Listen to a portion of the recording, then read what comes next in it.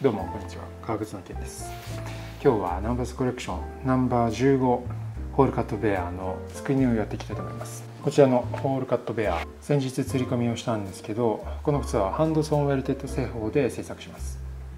ハンドソンウェルテッド製法っていうのは、手製の革靴でいう一番基本的な作り方で、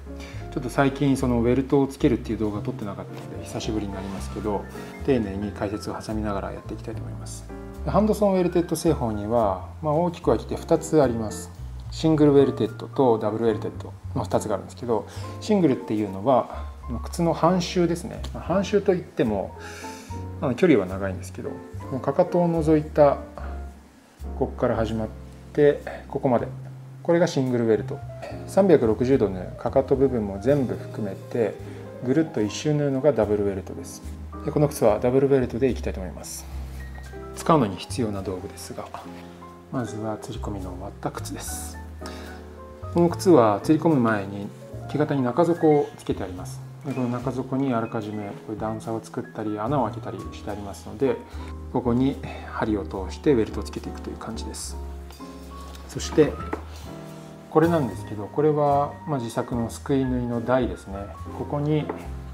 この靴を裏返して置くことによって靴が安定するので、すくい縫いがしやすいですね。これなくても膝の上でもできるんですけど、僕は最近はこれを使ってます。次にハンマー。このハンマーはすくい縫いをしてベルトをくっつけた時にベルトを叩いて締めるためのものです。これはすくい針。先端が曲がって平べったくなっています。これはすくい専用の針で、こういう状態で売ってるんですけど、このままだとちょっと太すぎたり、あと切れ味がなかったりするので、形を整えて研いでこの状態になっています。次にグローブ。これ適当に作ったものなんですけど、結構すくい縫いは糸をぐっと引き締めることが大事なので、手にはめてここに糸をかけてぐっと引き締めます。これがすくい用の糸です。すくい糸っていうと浅い糸を使うことも多いんですが、僕は最近はこのポリエステルの糸を使って、タイガーっていうドイツかなの糸です。それとこれがワイヤー針。今の糸をつけて実際に縫っていく針ですね。2本。これは浅い糸です。つま先部分にちょっとかけて使っていくものです。それとこれ水です。それと実際に縫い付けていくウェルト。これイタリア製のウェルトです。でまず糸を取ります。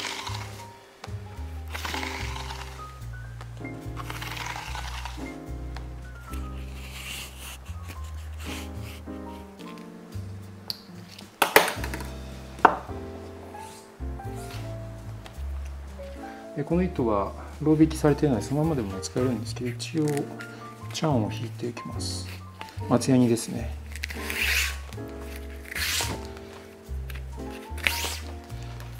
このチャン引いた方が糸のまとまりが良くて縫いやすいっていうことです。浅い糸だとこのチャンは糸の強度を高めるために水が染み込みづらくするために使うんですけど、この場合ポリエステルなのでそういったことにあまり関係がないので、これは糸のまとまりを良くするためです。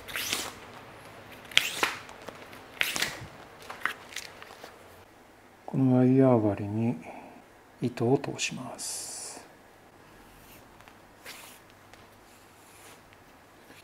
靴作りの縫いっていうのは基本的に穴の両側から糸を通して一目一目締めていくっていう縫い方をするので、針を2本使います。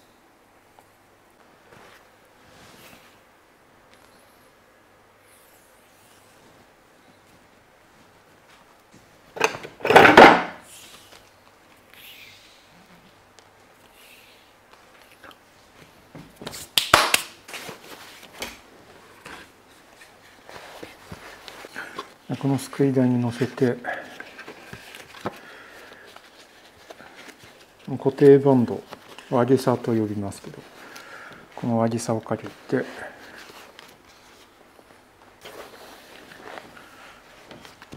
これで縫っていきます。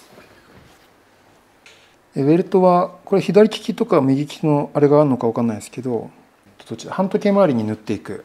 靴に対してウェルトを左側にして縫っていくので、この左足だとかかとから縫っていきます。右足だと逆にこのウエストから縫って最後にかかとがきますね。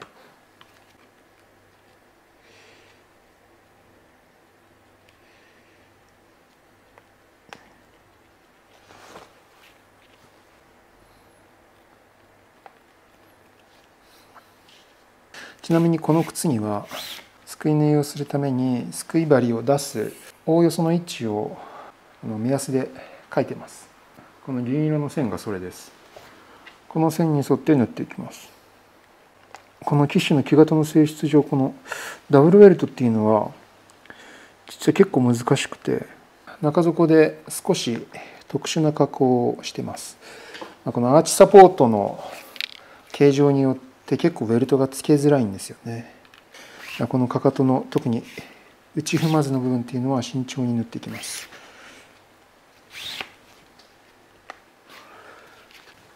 そして水ですね。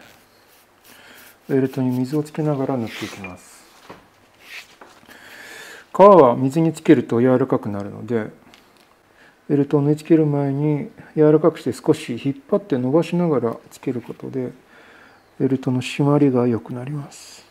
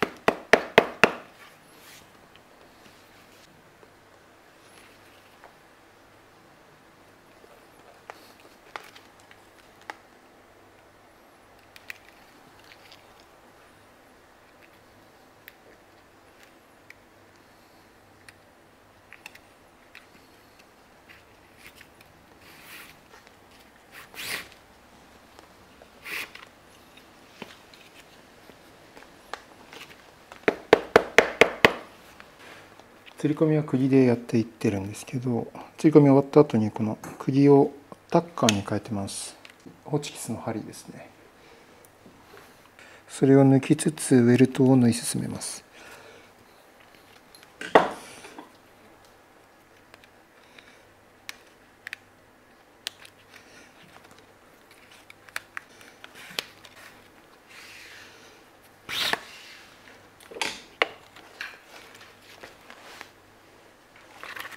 このすくい縫いでは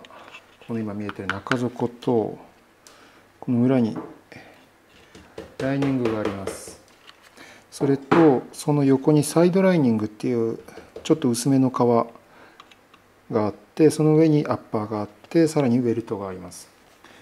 だから1234510ですね、5枚の革をこのすくい針で貫通させて縫っていきます。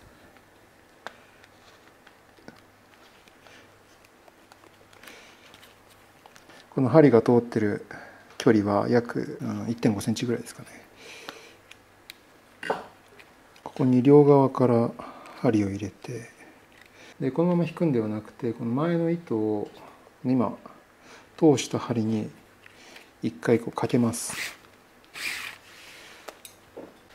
そして締める。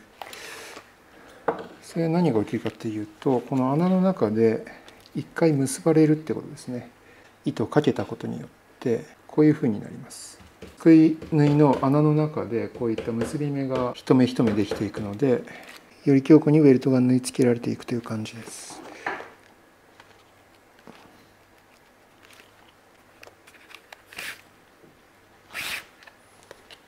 そして糸を締めるときは左手にはこのグローブをつけているので、グッと手に巻きつけて固定します。そして右手にはこの針があるので、針の上にくるくる巻きつけて両側でしっかり引きます。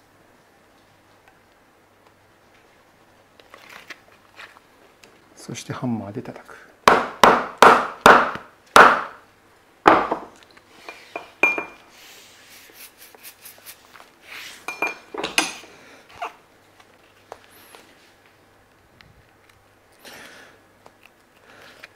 このハンドソンウェルテッド製法のいいところは、こ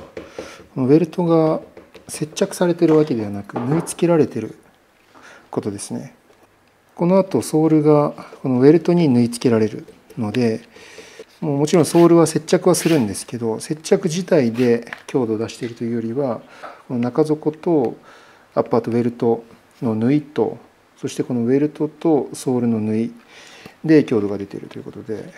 接着剤はやっぱ環境とか、経年によってどんどん劣化していくんですけど、で剥がれちゃったりするんですけど、しっかりこうやって縫ってあることで、その経年の劣化とか着用して何万回と屈曲するのにも耐えることができます。それでもやっぱり革もね、糸も劣化はするので、一生そのまま使えるっていうことではないんですけど、また劣化したら同じように縫い直して交換することができるっていうのがこのハンドソンウェルテッド製法のいいところです。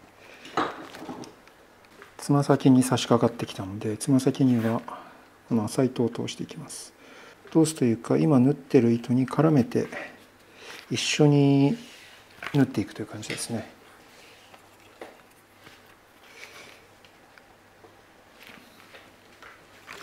つま先は結構ここカーブがきついですね。でこのベルトを今からこう曲げて縫っていくんですけど、この中底に開いてる穴がカーブがきつい分ちょっと間隔が狭くなってます。その狭くなってるところに糸を通してグッと引き締めていくと、この皮しっかりしてるんでそんなあんまり起きないんですけど、ちょっと皮が張力に耐えかねて切れることがあります。あんまりないですけど、それを予防するために張力を分散させるためにこのちょっと太めの浅い糸を絡めていきます。これがあることでこの太いのが絡むので穴に糸が潜っていかなくなりますね。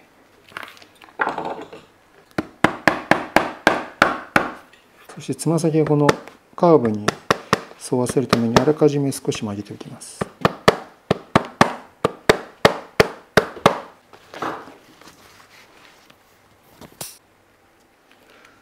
で基本ウェルトを縫い付けるときはグッと水をつけて引っ張りながら縫っていくんですけど、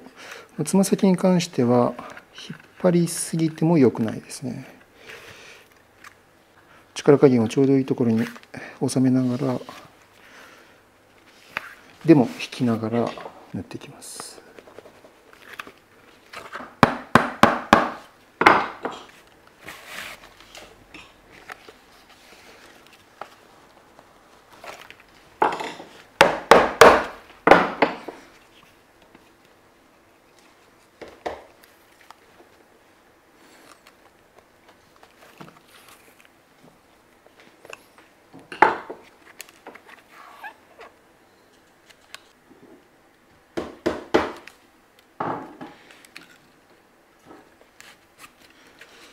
これで残りラスト1目ですね。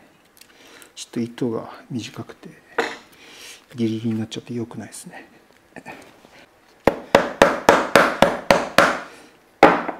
実際出し縫いとかすくい縫いでミスってちょっと糸足りなくなっちゃったってことは今まで 1,2 回あるんですけど、そんなに問題はないです。またそこから新しく糸を継ぎ足して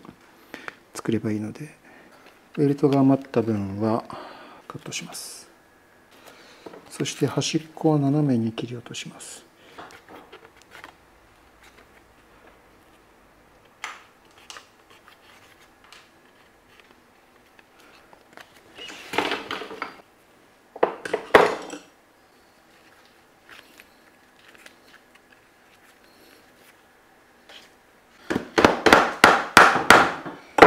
最後は中底側に糸を出して結んで留めます。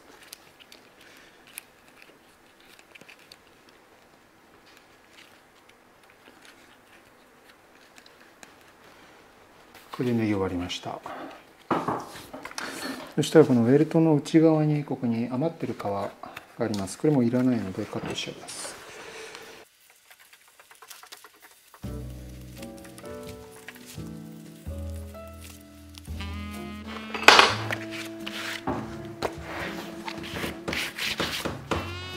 ウェルトとアッパーの境目のところ、コクリ棒を突っ込んでグリグリ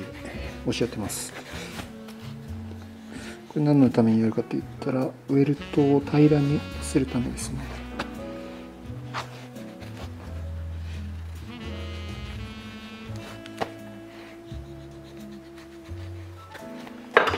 そしたら裏面、ベルト面に全体に水をつけます。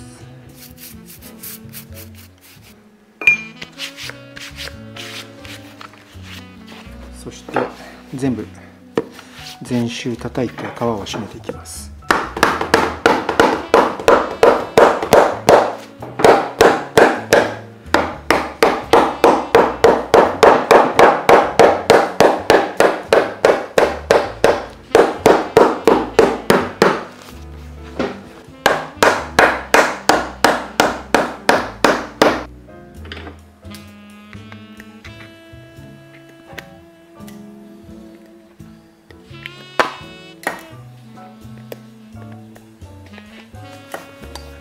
はい、ということで、すくい縫いが終わりました。こ